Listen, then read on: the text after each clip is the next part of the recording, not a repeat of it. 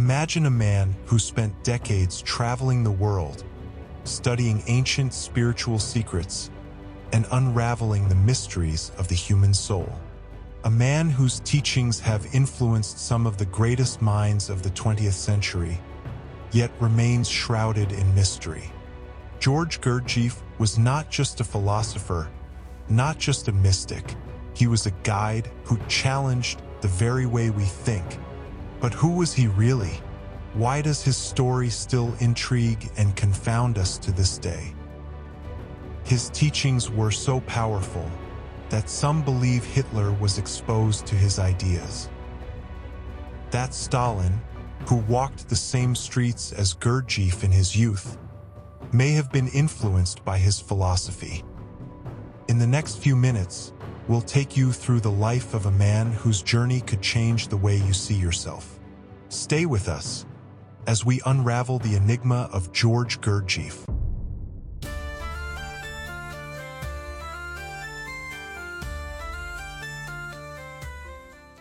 George Ivanovich Gurdjieff was born in Alexandropol, a small town in the Caucasus, in the late 19th century, an era of change, conflict, and cultural fusion.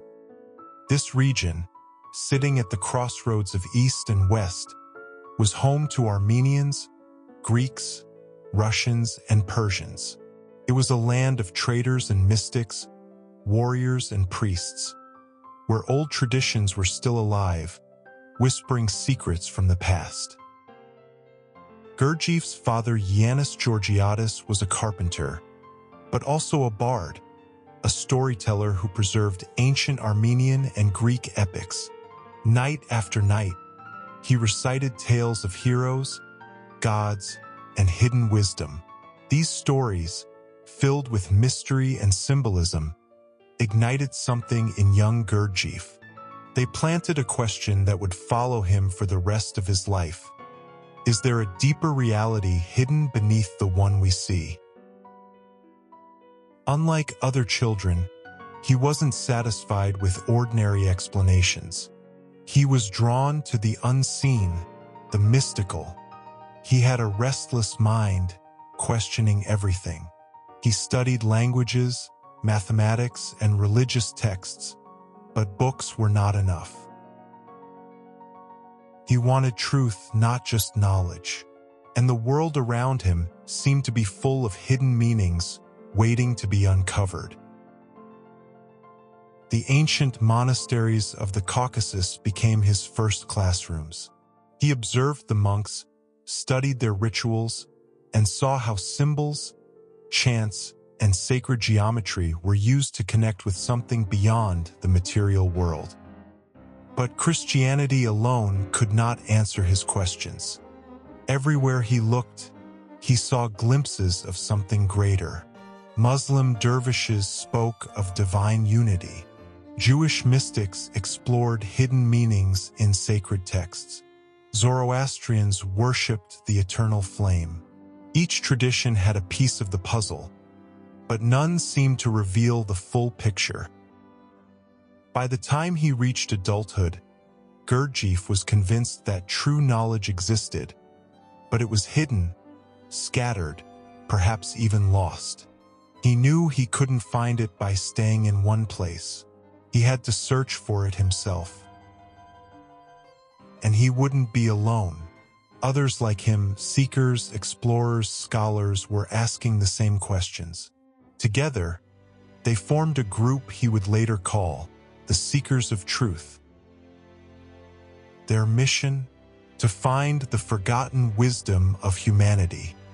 They would travel to the farthest corners of the world, searching for ancient teachings, hidden monasteries, and secret schools of knowledge. The journey would take them to Tibet, India, Mesopotamia, Egypt, and beyond. It would be a journey of discovery, hardship, and transformation.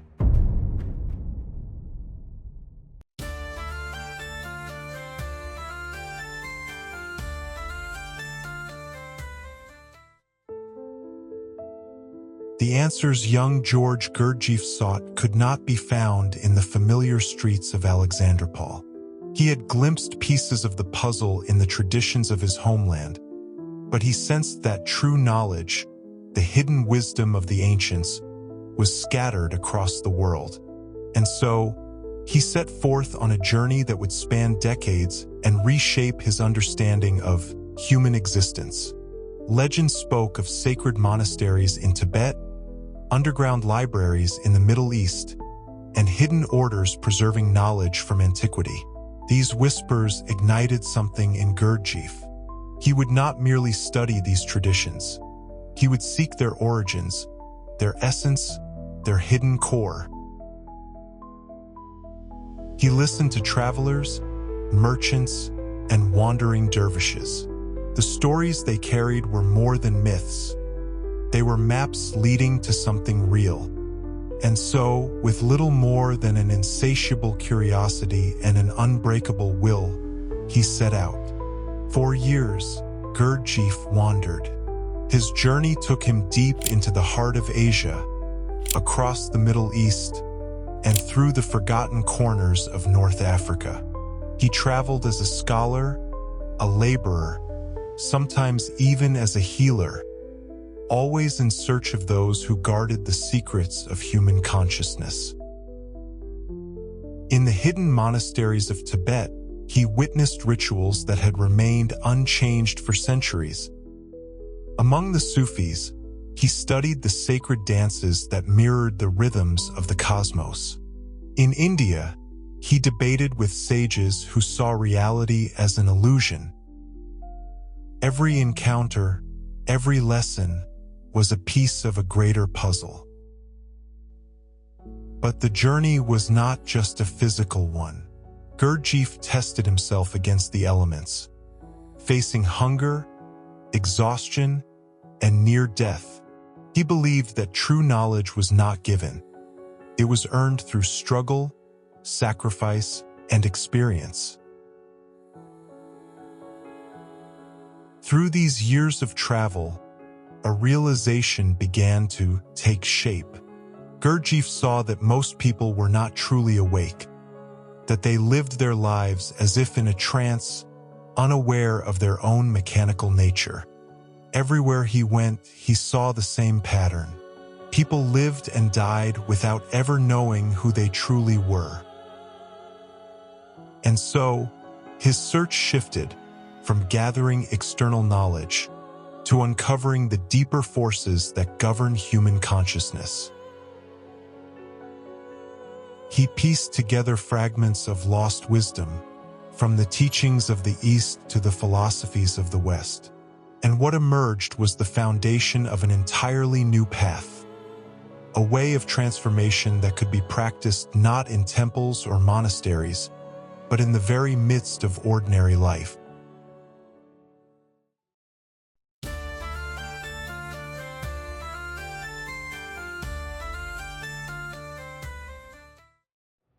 The world was changing. Industrialization was reshaping life at an unprecedented pace. Science and technology soared, yet something fundamental was being lost. People were caught in mechanical routines. Gurdjieff saw this clearly. He saw that humanity was sleepwalking through life. He believed that human beings existed in a state of waking sleep, acting out patterns, responding to stimuli, never questioning the deeper forces at play.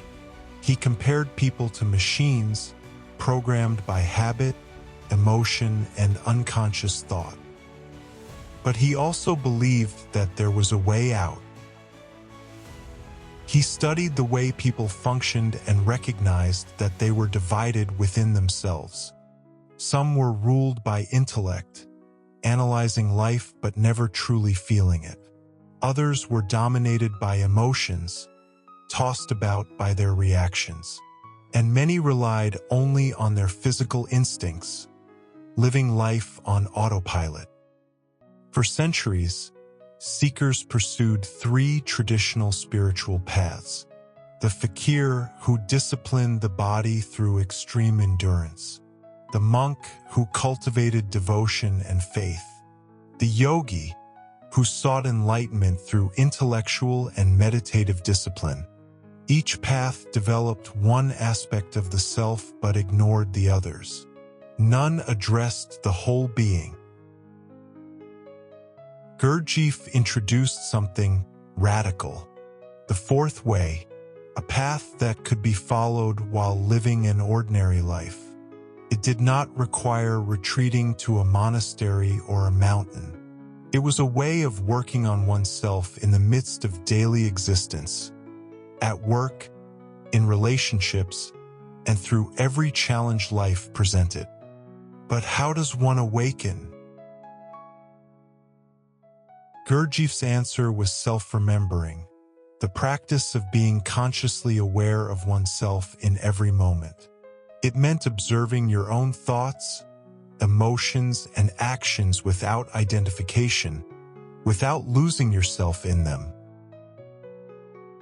Gurdjieff often spoke of inner work as an alchemical process. Just as fire transforms metal, struggle transforms the self. His students practiced his teachings not in theory, but through real lived experience. He challenged them, provoked them, forced them to see their automatic behaviors. For those willing to endure the struggle, the reward was profound, a glimpse of a higher state of being.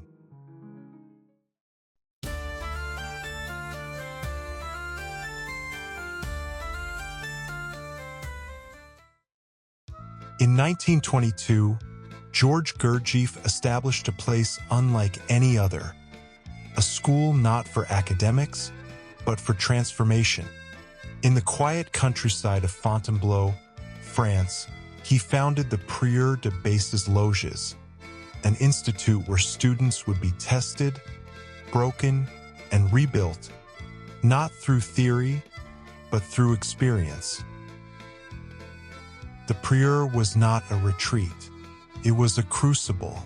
Here, students from all walks of life, artists, writers, intellectuals, came seeking wisdom.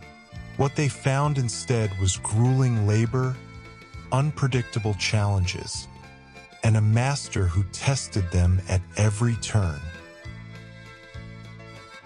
Gurdjieff believed that transformation required friction, inner struggle. To break free from mechanical living, one had to be pushed beyond comfort. And so, his students worked hard. Their tasks were not random. A scholar might be ordered to shovel dirt. A strong laborer might be given delicate embroidery. The goal? To confront weakness and to challenge self-image. But physical labor was only part of the training. Central to Gurdjieff's method were the movements, sacred dances designed to unify mind, body, and emotion. These intricate, often bewildering sequences force students to remain fully present. A single lapse in awareness and the pattern collapsed. Through the movements, Gurdjieff revealed an essential truth. Human beings were not in control of themselves. Only through conscious effort could they break free from their mechanical nature. But the real work of the Prieuré was internal. Gurdjieff's teaching was not gentle. He exposed his students' contradictions, their fears, their hidden weaknesses. Sometimes, his words cut deeply, provoking emotional reactions. But these moments were not cruelty. They were tests. Could a person observe themselves in crisis? Could they remain aware under pressure? Could they even see their own mechanical responses? Every moment at the Prieuré was a lesson. Through hardship, through laughter, through frustration, students glimpsed their unconscious patterns and the possibility of change. The Prieuré attracted minds from around the world. Some came seeking answers. Others came for healing. Among them was the writer Catherine Mansfield, suffering from tuberculosis, drawn to Gurdjieff's vision. She spent her final months here, embracing the work, facing herself. For some, the Prieuré was a place of revelation. For others, it was too much to bear. By the late 1920s, the Prieuré began to fade, but its impact did not. Those who passed through its gates carried its lessons with them, some shaken, some transformed. The Prieuré was not meant to last forever. It was an experiment, a glimpse into the possibility of awakening.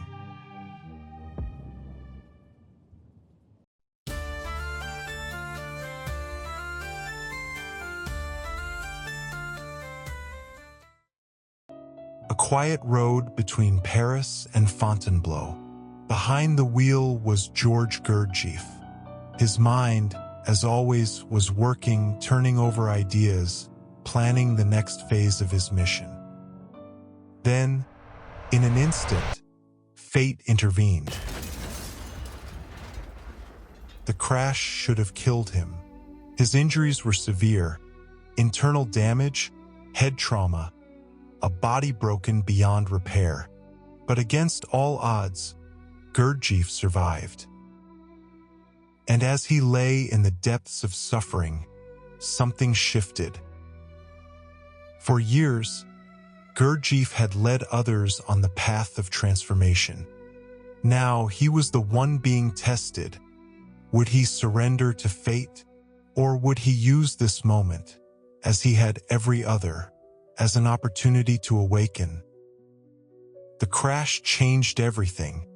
Weakened, unable to teach as before, Gurdjieff made a shocking decision.